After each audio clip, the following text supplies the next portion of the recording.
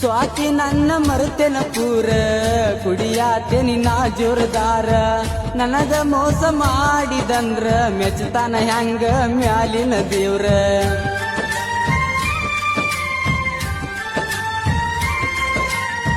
ಸ್ವಾತಿ ನನ್ನ ಮರುತೆನ ಪೂರ ಕುಡಿಯಾತನ ನಾ ಜೋರದಾರ